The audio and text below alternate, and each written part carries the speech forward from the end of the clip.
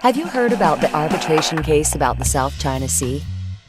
Yes, so much talk in the media. The UN-backed tribunal has handed down a final ruling in favor of the Philippines against China. But there's something misleading here. The tribunal was not backed by the UN. We've seen the ruling. The Court of Arbitration operates under part of the International Committee of the Law of the Sea. This is not something that involves the Secretary General.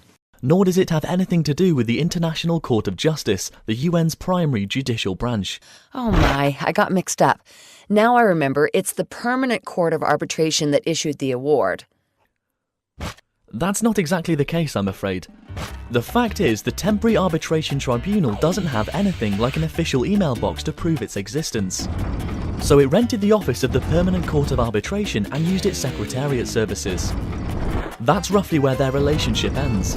The tricky part is, the award was made by the Temporary Tribunal but issued through the Permanent Court Secretariat, making people wrongly believe the decision was made by the court. I see. And how about the 5 arbitrators and the decision they've made? Anything subtle in there?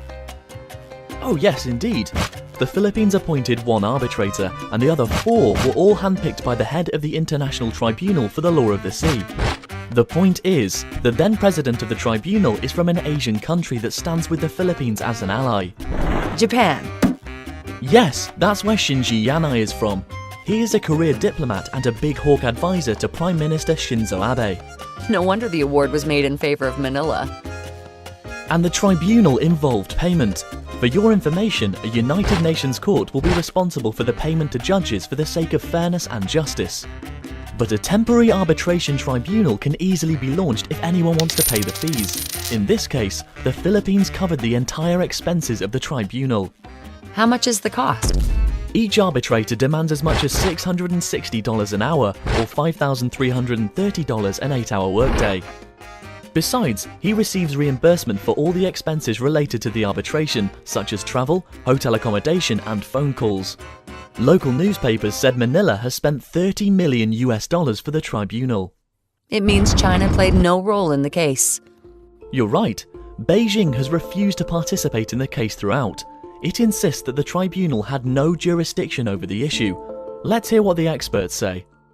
Not about territorial sovereignty. So I think in some ways the former president of the Philippines was mistaken in taking this matter to The Hague. The tribunal should not have accepted jurisdiction. Listen, this is a political question which doesn't belong in the tribunal, but should be decided through diplomacy and political discussions.